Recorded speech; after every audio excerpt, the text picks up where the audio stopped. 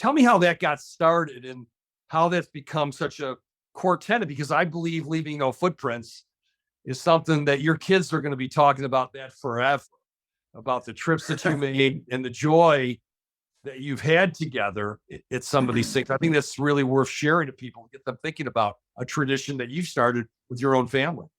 Oh, thanks. Thanks for bringing that up. It dates back to something that I decided to go after to answer a simple question for myself. If you think about it, we're born, but there's no owner's manual, right? So trying to figure out how to get yourself to operate at the most optimal level, whether it's your physical ability, your emotional ability, your mental ability.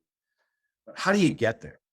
And I'm not an athlete by, traditional standards, if you will. I didn't, I played Little League baseball like a lot of folks did, including my wife, by the way, the first woman to play hardball Little League baseball in the state of New Jersey.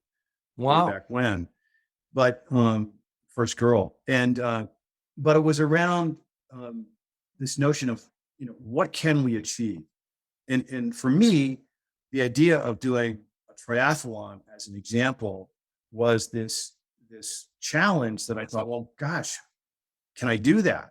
And that's really the genesis behind it. And as I began to learn about myself through the process of learning the sport and ultimately competing in the sport, I learned a tremendous amount about how to overcome obstacles, how to on the fly figure out how to solve problems, how to support one another out there. I remember doing an Ironman up at Lake Placid, and I was doing the CEO challenge. I happened to be the CEO of a company at that time, and we're on the bike, and I'm competing against, I don't know, probably 30 other CEOs from around the world.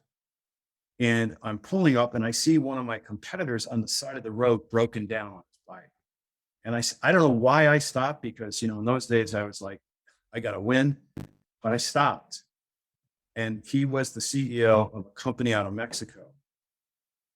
And I said, what happened? He said, my chain broke. And I thought to myself, well, you're done.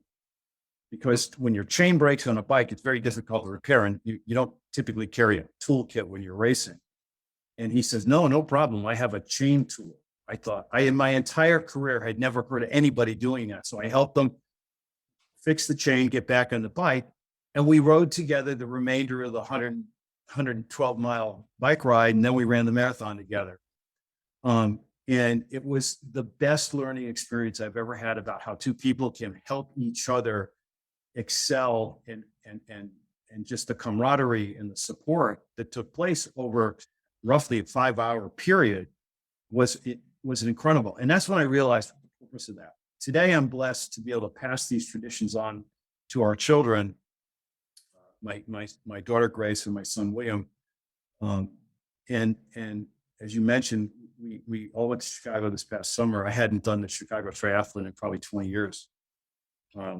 And we all went up there and we experienced that event together as a family. And I've got to tell you, it was one of the most exhilarating things I've ever been through, because it was just great to see my children carry on the tradition. I had to have therapy after my wife started to beat me. That was a hard thing for me as well. Now I can't keep up with my kids, but God bless them all. But it was great. And what's really neat about that event is there's probably 3,000 or 4,000 people that compete, and to watch and hear the stories from everyone that's there and why they're there, and what they're trying to accomplish, and what motivates them, to me, is the energy that I glean from that experience that helps me translate those emotional moments, those learnings, back to the folks that I coach and counsel on a daily basis. It's that inspiration that gets me up every morning. So yeah. This morning, Kathy went out and did her run workout. My son went out and did his run workout. My daughter and I will probably do a swim workout and weight training later this afternoon, but that's it.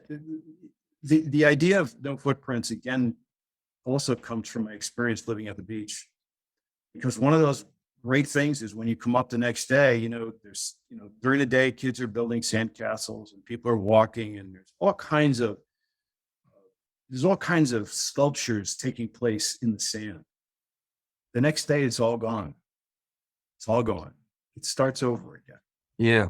And so it's just kind of a neat way to think about going through life, which is, capture those memories, because there's nothing richer. The greatest asset we have is our memories, because they don't rust. They don't fade.